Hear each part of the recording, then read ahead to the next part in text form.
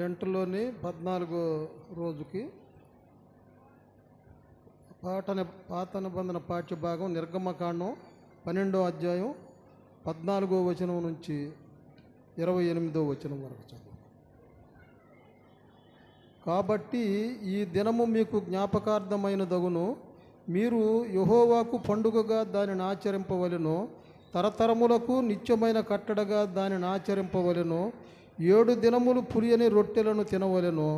మొదటి దినమున మీ ఇండ్లలో నుండి పొంగినది పారవేయవలెను.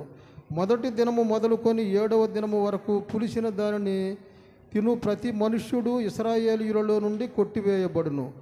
ఆ మొదటి దినమున మీరు పరిశుద్ధ సంఘముగాను 7వ దినమున పరిశుద్ధ సంఘముగాను కూడుకొనవలెను. ఆ దినముల యందు ప్రతివాడు తినవలసినది మాత్రమే మీరు సిద్ధపరచవచ్చును, అదియుగాక మరి ఏ పనియూ చేయకూడదు. పులియని రొట్టెల పండుగను మీరు ఆచరింపవలెను.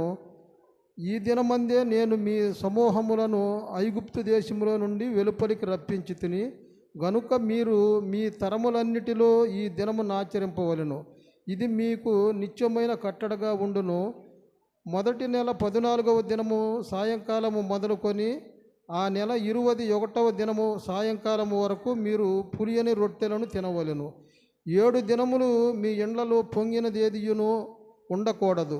పులిసిన దానిని తినువాడు అన్యుడే గాని దేశంలో పుట్టినవాడే గాని ఇశ్రాయేలీయుల సమాజములో నుండి కొట్టివేయబడును.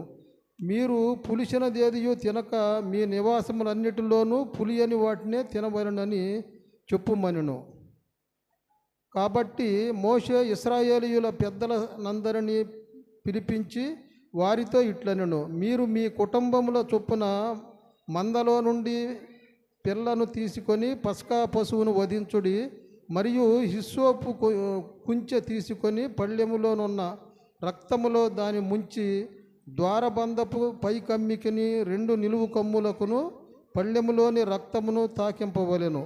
తరువాత మీలో నెవరును ఉదయము వరకు తన ఇంటి ద్వారము నుండి బయలు వెళ్ళకూడదు. యెహోవా ఐగుప్తీయులను హతము చేయుటకు దేశ సంచారము చేయుచు ద్వారబంధపు పైకమ్మి మీదను 2 నిలువు కమ్ముల మీదను ఉన్న రక్తమును చూచి యెహోవా ఆ తలుపును దాటిపోవును.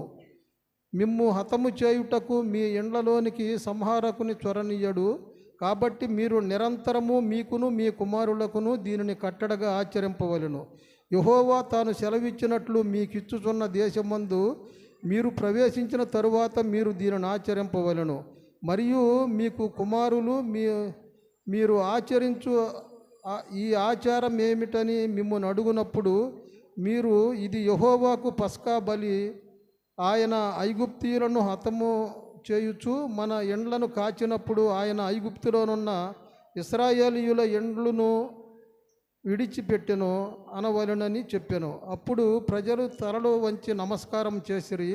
అప్పుడు ఇశ్రాయేలీయులు వెళ్ళి అలాగు చేసిరి. యెహోవా మోషే అహరోనులకు ఆజ్ఞాపించినట్లే చేసిరి. ఈ పాత నిబంధన పాఠ్యం ఇంతటితో ముగిస్తున్నది.